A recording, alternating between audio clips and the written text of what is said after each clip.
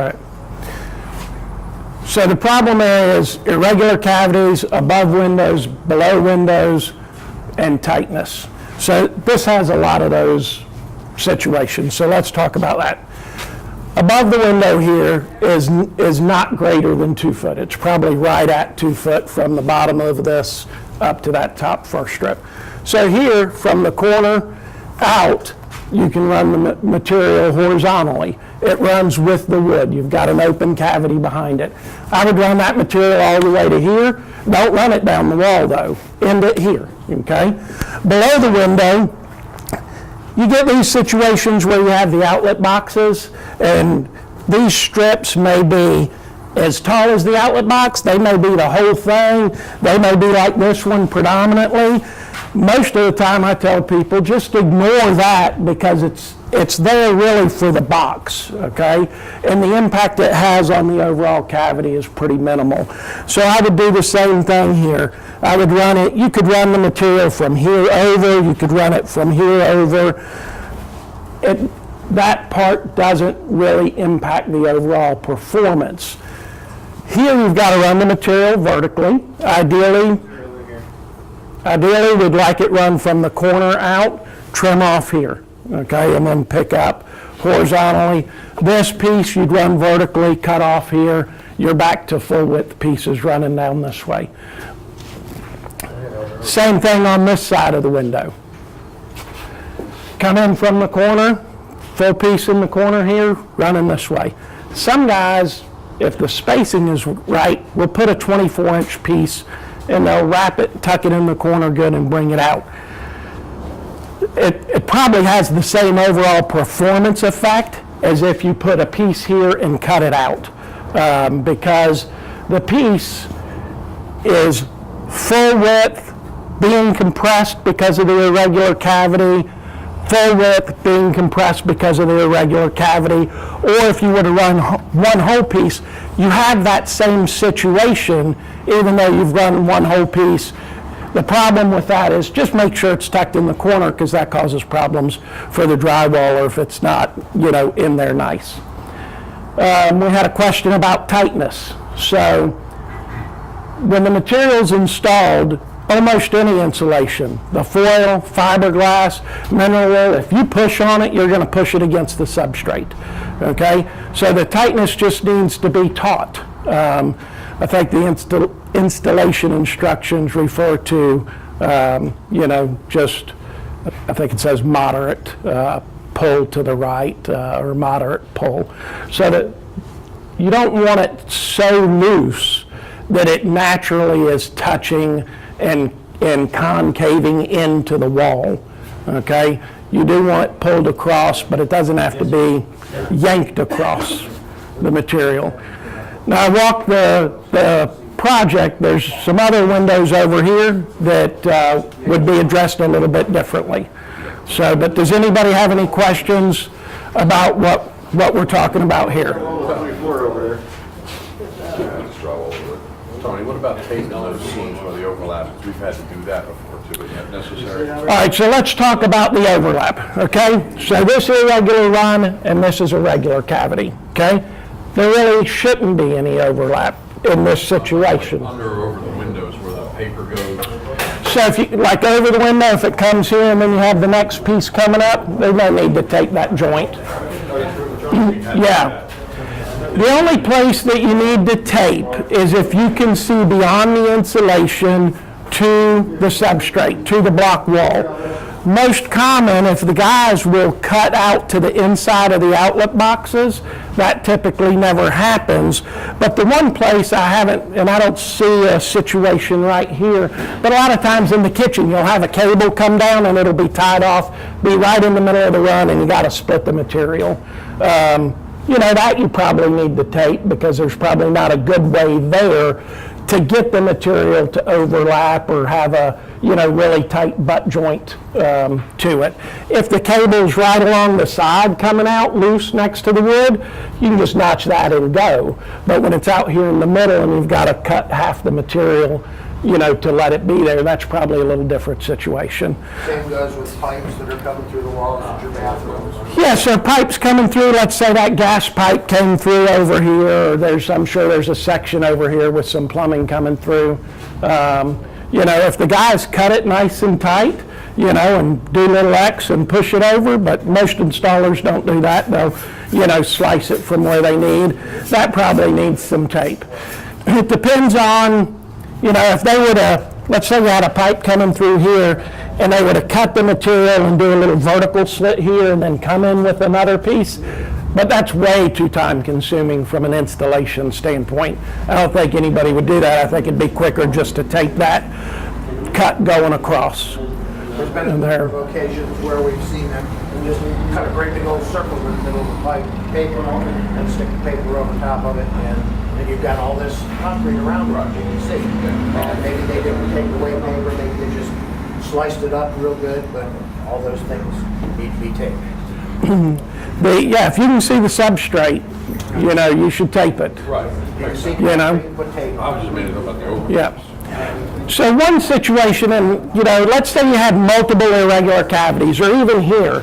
Let's say the guys put a piece, a finished in here, and they ran it this way. They should cut it off here. You could, if let's say they started insulating down here, full piece, all the way down, full piece.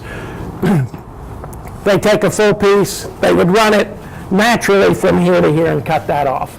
But let's say for whatever reason they stapled the tab side, the finished side here, and then you have a big overlap here. If that overlap is to the outside of this piece, that's fine. That's not going to hurt the performance of this cavity or that cavity.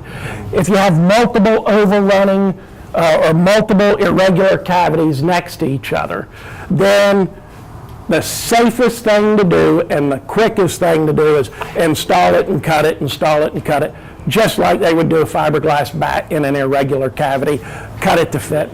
That's the easiest rule of thumb to follow. I'm having him install some Fifoil to the tightness that he thinks it's supposed to be. Okay? You can give us some pointers on what it should be.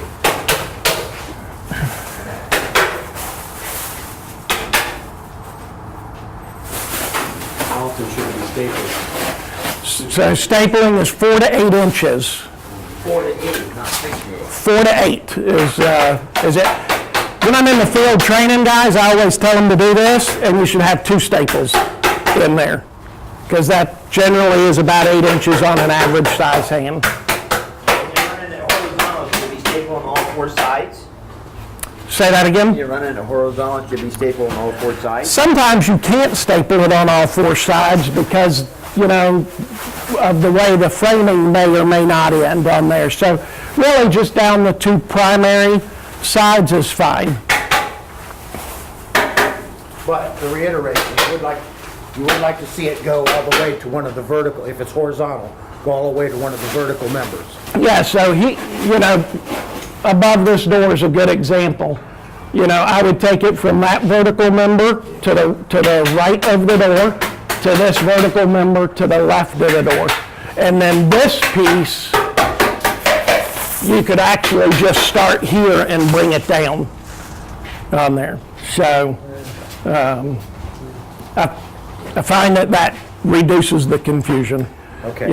Whether or not they tape it when they overlap like that, they tape this, that's necessary. Doesn't matter. Even if the material were to end, if they were running it vertically and the material ended here, if they overlap it, literally 1/8 of an inch, it's just enough so you can't see through to the substrate. There's no need to tape that, and they can move it along and go down. Okay. Okay? Now, in this situation here, he's gonna put another 24-inch piece of paper on there. Okay? So now he's got a big overlap here, so that just hanging out there, flapping in the breeze, that's okay. Right, so in this run, if he were to use a 24-inch piece, okay, you've got one irregular cavity next to regular cavities. You could have that flap hanging to the outside, to the drywall side. If the flap were tucked in, you wouldn't want that because it would not allow this to expand properly, okay? And if you think about what you do with fiberglass a lot, that would help. You would not take a fiberglass bat and shove it inside another one, right? So, and that's where I come back, if you cut it off, you're always safe. But if you just have one, if you have the flap, that's not a big deal. If you have multiples, you got to cut it off because there's no way to deal with the flap that is easy and quick. It's a lot quicker to cut it off than to try and do what you would have to do to have every flap to the inside. So a seam does not have to land on furring. Typically, yes. A seam needs to land on furring. But I'm saying the overlap of the foil, that's what we're running into as well. If That's it's it. secured in the furring, if I've got a seam and it's in between, but it's still secured on both sides, I need to know, that's the issue we're running into out here. So- It's secured on both sides. But it can be flapping on it. Yeah, it could be Yeah, flat. secured, I understand that, so I'm just Right. saying where it overlaps, if I have that in between two furring, as long as it's secured on the furring, I'm good to go. Right, and you should only have that occasionally. Right. Here's what I've seen, and I don't see it very often. Residentially, I think I've seen this in 2 houses in 4 years. Commercially, a little different story, okay? This is 16-inch framed. The guy decides, I got 24 inches, I'm gonna run it. So he puts a piece in here, he runs it 24 inches and it ends here. He puts the next piece here and runs it 24 inches. He's stapling here and here and he has a tab hanging. That's a no-no. You don't wanna do that. Now, in this situation, let's say your guy's out a 16-inch. That's a 16-inch run, but he's out. He can take a piece of 24 and do that. It's just one irregular cavity. It's not a whole wall, Okay. you know, for it. Yeah, run that piece. Yeah.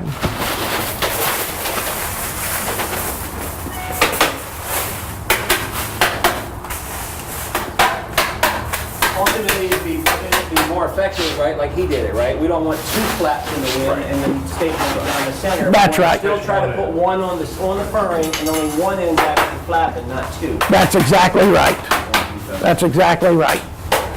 And if you get a bunch of irregular runs like this guy, you know, the installer could run, this is about an 8-inch cavity, he could run a 16-inch piece halfway up, trim it off, flip it, and then put it up the rest of the way. Do under the window the right way, because that's what we're failing for too. All right, so this is fine, okay?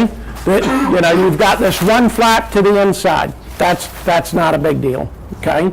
The way he's cut the box, that's fine. The outlet's fine, yeah, it's not, you can't see the block at all going through it.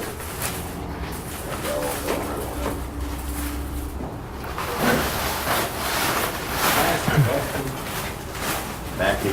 Yes, sir. I mean, basically the bottom line is that you don't want any of this to be able to touch the block because you have to maintain the airspace and you don't want anything open where any of that's going to escape because the insulation value of it is between the block, the back of the 5-foil, and it's not going to push up against there to transfer the heat through the block into the drywall. Am I correct? Right, we capture the air in layers as opposed to those fibers.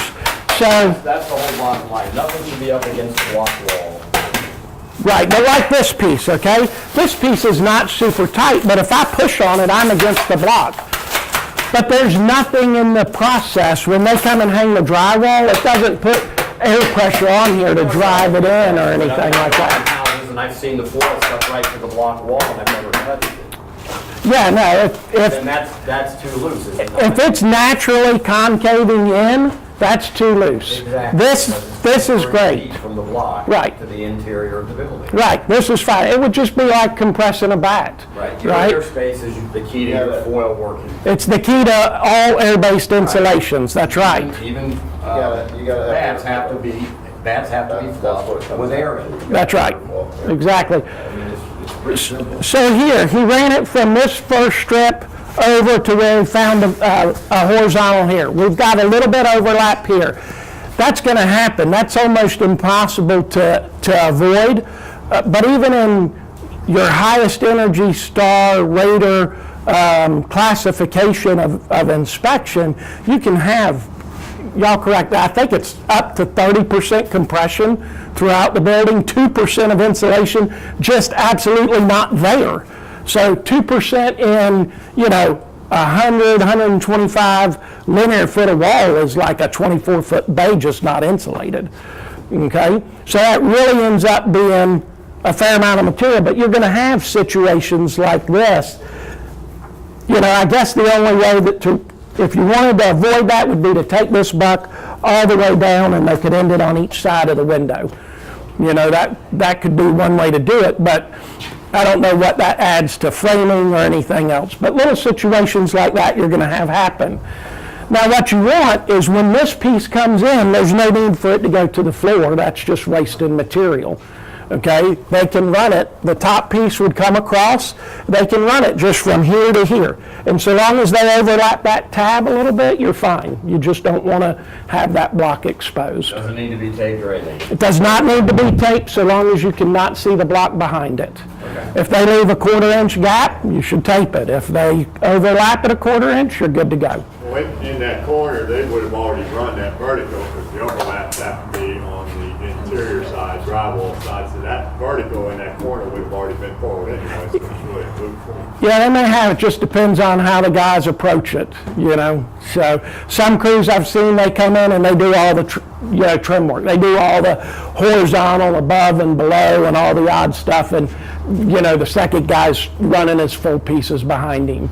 So that just varies. Well, we run into a lot of times having the guys come back is like in the corner, they're just running the two pieces to meet together, but there's, I mean, you can literally see through the seam because they're not, so we just been having them come back and foam it because they're saying they can't overlap it like that. Yeah, you can turn the corner. If the piece is enough, you can turn the corner. Or like here, they could take the tab and push it, you know, let the tab go back here and then pick up with the next piece just butting into it. You know, so one piece. Will you cut me a little piece, please?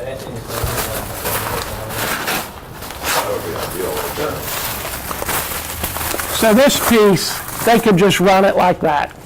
Okay, and then when they come on this side, they would just butt into the piece that's here, or if they wanted, they could turn the flap, you know, and put it like that. They're not, they're just like where that bearing. They're just stopping and leaving that gap open. That gap's just open. Yeah, so they can just cover that gap. This is probably, yeah, see, this is one of those, you know, they could take a 24-inch piece and staple it off in these appropriate places and be fine too and avoid that. Okay, because this ends up having the same effect on the material as if you took this and then trimmed it off here, down there. All right, now as far as tightness goes, I see it's flat. Right, That's tight enough. yep. We can still touch the wall. Oh push yeah, in. you can definitely push it in and touch the wall. Here, it's getting a little wrinkled. Is that tight enough?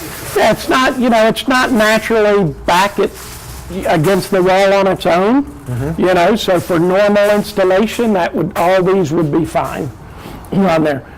I say, really, put one up really loose.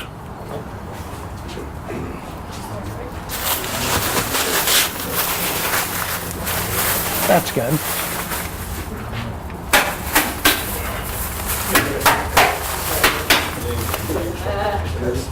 That one's got that in the middle, so that's not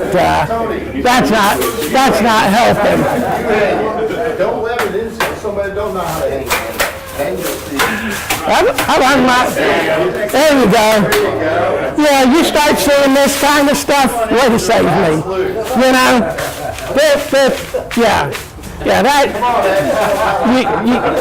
you don't want that. You know, you don't want that. Here it's against the concrete. You know, it's against the concrete. You know, you don't want that. Okay, that's too loose, you know, where it is. You know, if you get staples that are, 4 feet, 3, you know, that's, you don't want that. The 4 to 8 inches on the stapling, so, on there. But, that's naturally concave enough that it's just in the cavity. You don't want it like that. You gotta, you want it pulled across, okay? On there. What other questions? In the old days, back about 8 years ago, I met some of you all out on the job site, and I was told to staple one side, snap it, and staple the other side.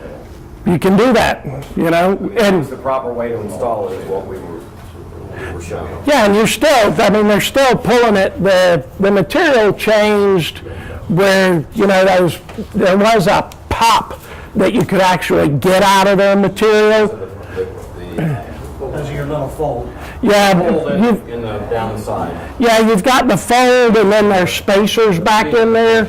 And there's something changed, I was told about a decade ago, that pop is no longer in this material on there. So, you know, when you pull it, it expands. If you were doing a grade 1 install, then, you know, you would want to pull it a little tighter. You would want to, you can open these tabs up, you know, and staple it where the tab is unfolded a little bit. And that's one of the things on the highest quality installation, you know, that we point out from a manufacturer's. Okay, grade 1, pull it tighter so that you ensure these are unfolded. Sometimes in the machining row, like here, you'll have a run where this is not a good fold, you know. So to undo it is really tough to be able to do.